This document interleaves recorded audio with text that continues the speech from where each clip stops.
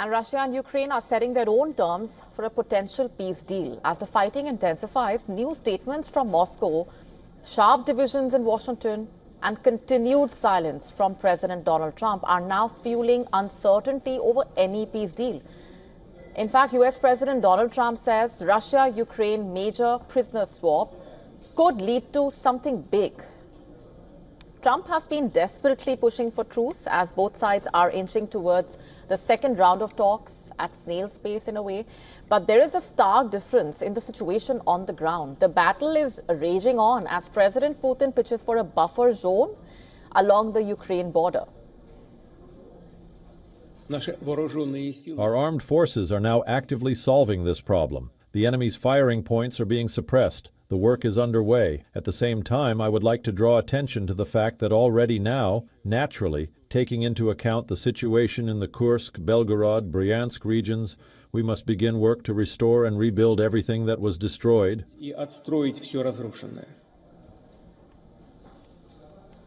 Putin is referring to Bryansk, Kursk, Belgorod regions. These regions border Chernihiv, Sumy, Kharkiv regions of Ukraine.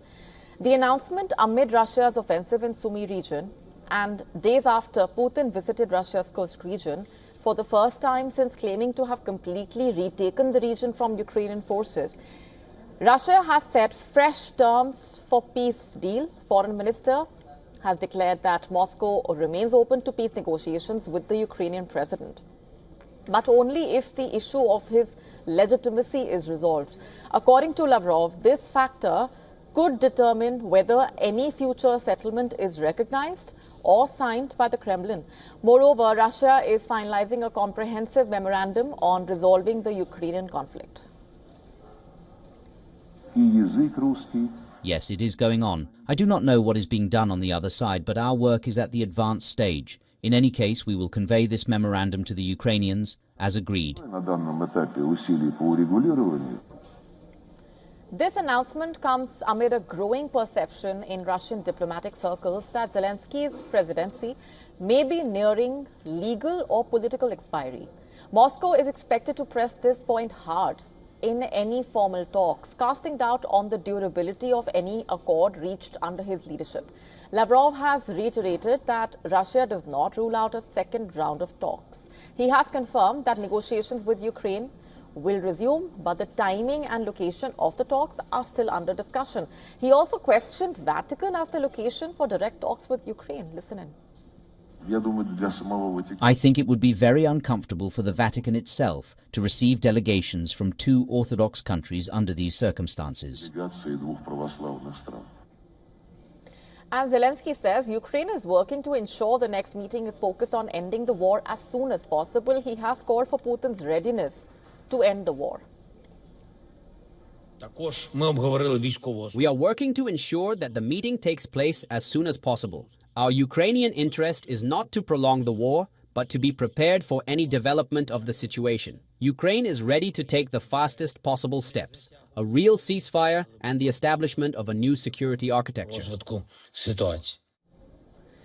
And with us on the broadcast this minute is Dov Zakhim, former Undersecretary of Defense in the George W. Bush administration and currently Senior Advisor at the Center for Strategic and International Studies. Good to have you with us. Thanks very much for being here. I have to begin by asking you for your assessment of what Russia is trying to do at this point. What do you make of Russia's strategy right now? Look, the Russian strategy really hasn't changed. And what it's doing now is what it has basically been doing the whole time, which is press ahead on the ground, demand that Zelensky go, narrow the area of independent Ukraine. The buffer zone idea is, again, simply to ensure that Russia can move in at any time if it chooses to. And, of course, Russia doesn't want Ukraine in NATO.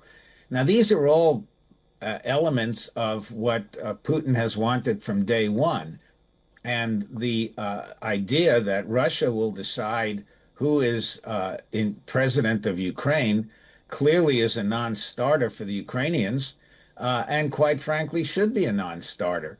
But what this does, of course, is continue to delay any real prospect of a ceasefire, which, by the way, is a Ukrainian concession, simply because a ceasefire means that the Russian troops that are already inside Ukraine remain in place. But Putin doesn't really want a ceasefire. He wants to continue to advance until he's ready to allow his troops to rest and begin seriously to talk to Ukraine. We're not there yet at all. All right, so what does that mean for America's role? How does it really make Donald Trump look at this point, according to you? He has said that what's happening right now could lead to something big, but we don't really know what that would mean. Well, Mr. Trump has said that, but he's also said that he's kind of washing his hands of American participation in the negotiations. He had a long discussion with Mr. Putin, and at the end of it, it seemed that he being Mr. Trump, was no longer interested in actively pushing the two sides to a ceasefire. So we don't really know, because at the same time, we, the United States, are continuing to supply the Ukrainians with weapons. That has not stopped, with space-based intelligence that has not stopped.